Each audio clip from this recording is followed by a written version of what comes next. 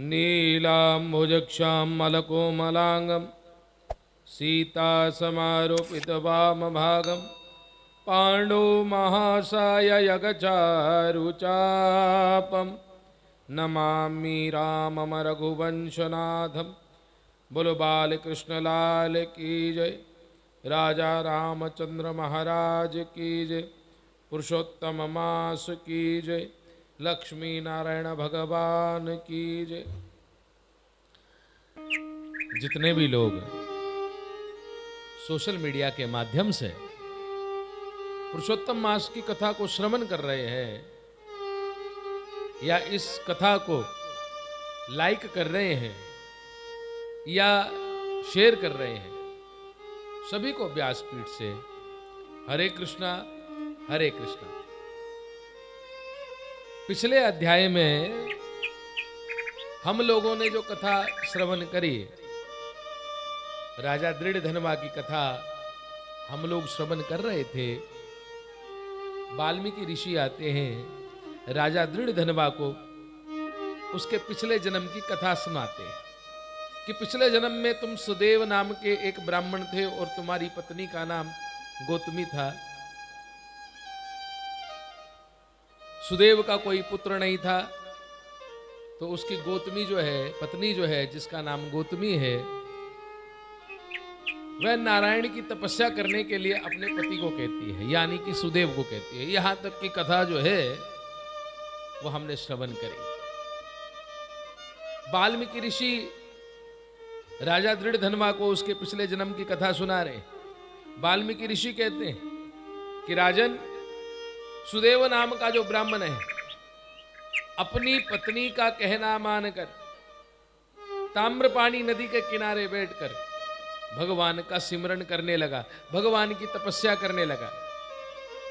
भगवान की तपस्या में, भगवान के नाम में, भगवान के भजन में, भगवान के कीर्तन में इतनी शक्ति है, इतनी शक्ति है कि भगवान को खींचे चले आना पड़ता है।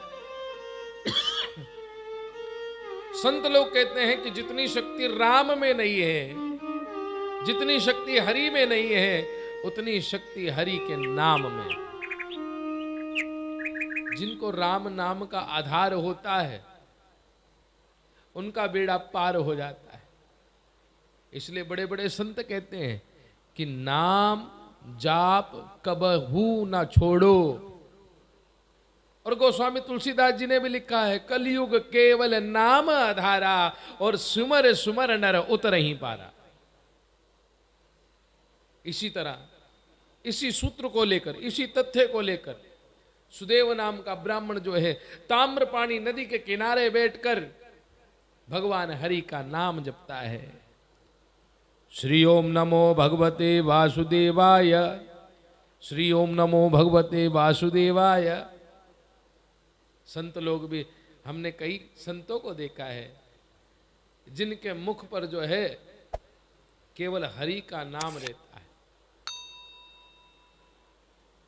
ग्रंथों में लिखा है, शास्त्रों में लिखा है, 21,600 श्वास जो है वो दिन में आदमी लेता है। वो 21,600 श्वास जो है वो परमात्मा को अर्पित होते हैं। अगर हम राम का नाम लें, कृष्ण का नाम लें, भगवान का नाम लें, वो भी हरि को अर्पित होंगे। और अगर हम किसी को गाली दे रहे हैं तो वो भी परमात्मा को अर्पित होंगी। तो ये हमने सोचना है कि हमने भगवान को क्या अर्पित करना है।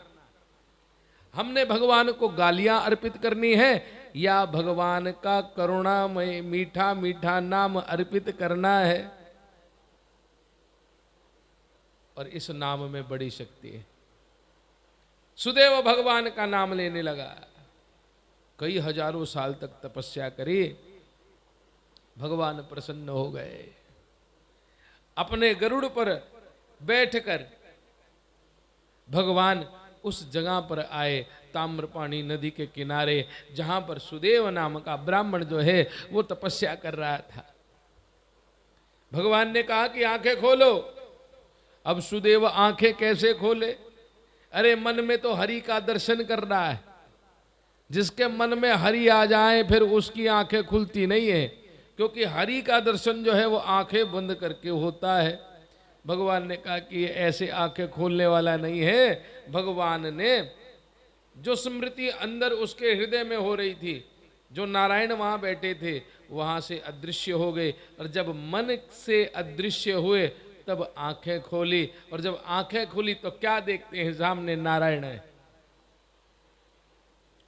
भगवान ने कहा कि हम तुम्हारी तपस्या से प्रसन्न हैं, मांगो क्या वर मांगते हो। सुदेव बोला महाराज जो मांगूंगा दोगे? बोले हाँ देंगे। मांगो क्या मांगते हो? सुदेव ने कहा कि महाराज हमारे कोई पुत्र नहीं है, अगर आप देना चाहते हैं तो हमें पुत्र का वरदान दे दीजिए। भगवान ने कहा कि हम तुम्हारी ललाट पढ़ रहे हैं। ललाट? विधाता ने तुम्हारी ललाट पर पुत्र सुख लिखा ही नहीं है। तुम्हारे पुत्र नहीं हो सकता, कुछ और मांग लो। पुत्र हो भी जाए तो तुम्हें पुत्र का सुख नहीं मिल सकता। नहीं नहीं महाराज। रोने लगा, विलाप करने लगा। गौतमी आ गई, भगवान से प्रार्थना करने लगी कि भगवान आप जानी जहान है, आप विधाता का लिखा हुआ भी मिटा सकते हैं। आप कृपा करें तो सब कुछ हो सकता है। दोनों पति पत्नी जो है भगवान से प्रार्थना करने लगे। अब गरुड़ जी महाराज साथ में खड़े थे। गरुड़ जी महाराज ने भगवान से सिफारिश करी, महाराज इतनी कठोर तपस्या करी पुत्र प्राप्ति के लिए, आप पुत्र का वरदान दे। भगवान ने गरुड़ जी से कहा कि देखो अगर हम पुत्र का वरदान दे भी दें तब भी पुत्र जो है वो 12 साल से ज्यादा जीवित नहीं रह सकता, क्योंकि इसके भाग्य में जो है वो पुत्र सुख है ही नहीं। महाराज गरुड़ जी महाराज प्रार्थना करके बोले आप जो भी है, आप जैसे भी है, आप पुत्र का वरदान दे। भगवान ने कहा कि ठीक है। भगवान ने कहा सुदेव गौतमी सुनो, हम तुम्हें पुत्र का वरदान देते हैं। इतना कहकर भगवान वहां से जो है अंतर ध्यान हो गए। आज की कथा को हम यहाँ विश्राम देते हैं। जय श्री कृष्ण, जय श्री श्याम।